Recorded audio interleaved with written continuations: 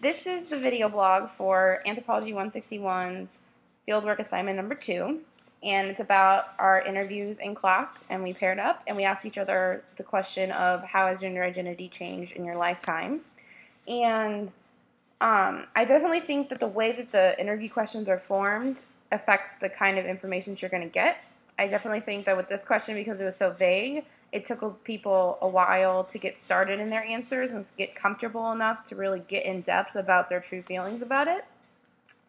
I've never personally been interviewed in a formal setting before, or semi-formal. It was very relaxed with a friend. She was just doing it for assignment, and I found it really interesting because I definitely felt like it took me a while to kind of get into answering it. It took me a little while to get comfortable enough, like how I saw with the person that I was interviewing. And so it was very interesting that the things that I saw, I was having issues with too. And I've never interviewed before either, and that was interesting. It was really fun though. It was definitely hard for me to come up with additional questions to keep the answers coming and keep them talking for enough time, and also to get more information about it. It was kind of difficult for me to come up with them on the spot, and I felt kind of awkward kind of just saying something when they were talking. I felt like I had to wait until they were done talking to say anything or encourage them or anything. So but I think if I was doing them more, I would get more comfortable about it. I definitely think that the equipment that we use affected the content of the interview, because I feel like if we did a video interview like how this is, you could get more information about their facial expressions when they're answering a question, or how they dress, how they perform their gender, for more information regarding the question about gender identity. And so I think that would help a lot. But I definitely think you get a lot of information from just an audio interview if the person that you're interviewing is open enough and gives you a lot of information, then it's helpful.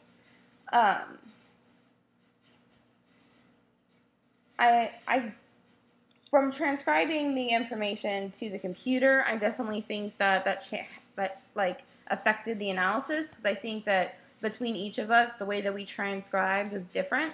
I think some people transcribed literally word for word, and other people kind of left out whenever anyone said or was just paused and thought, and said or when they were trying to form a sentence and they were stuttering, they would include that in there. So that kind of messes up the way that you break it down to code it. So I think if everyone did the same, then it would work better. But it definitely didn't really affect a lot of the analysis of it, because you were still able to distinguish the sentences from the other sentences and break down the different topics in each line. So when you code it and then compare the different transcripts, it was still helpful. The codes that I use is pretty much all of them, but the ones that were used a lot were schools, religion, and gay rights. Those are the ones that were the most common in all 4 of the transcripts, which I found very interesting. And I use those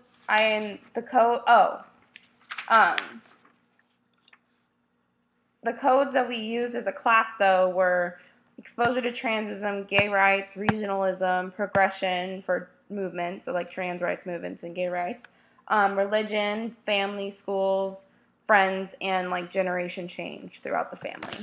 And the ones that I used, like I said, were the most were gay rights, religion, and schools, and family. But family's kind of tied in with the generational movements and stuff. Some themes that arose from the transcripts when you broke them down and did the coding and then compared them back and forth were that a lot of multiple people in each of the transcripts and everything went through the same progression of learning about gender identity from high school to college, and also from middle school to high school.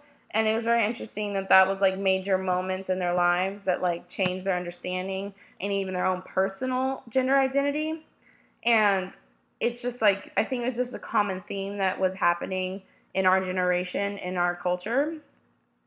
Another thing that was really common were that a lot of people who didn't know a lot had trouble learning about some of them because of their religion, the way that their family raised them. But like I said, when they went to college, that's when everything is kind of like brought out in the open, and you can talk about anything. And so I think that schools and progression of the movements really brought about a new understanding of gender identity in our culture as a whole, which I think is really important. And I think you can learn quite a lot from ethnographic interviews.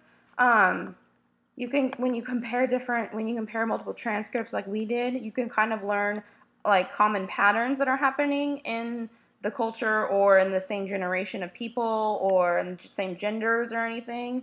And you can like compare and contrast like the same changes that they had about the interview questions, like ours, gender identity. And I think that it's a very informative method to getting information about a culture and its people. And I was really excited to do it. I had a lot of fun doing it. I would definitely be okay with doing it for another assignment, and I wouldn't be as worried as I was before because I never interviewed anyone before.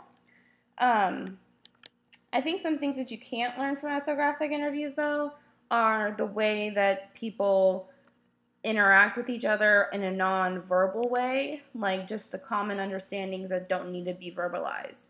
Just the things that, like, aren't supposed to be said, but they aren't said. So it's kind of, unless you're in that culture, you don't really know that unless you're kind of like get in with that culture and its people. Then you can kind of learn those different nonverbal communications and understandings between the people in this culture. So I think that that's something that ethnographic interviews can't really get you, but just like, but when you're like in the culture and you're able to like live kind of with its people in a participant observation, then I think that's when you get that kind of new understanding of a culture and its people. So yeah, this was the interview, the personal interview for this assignment, and I had a lot of fun with this assignment, and I can't wait for the next one.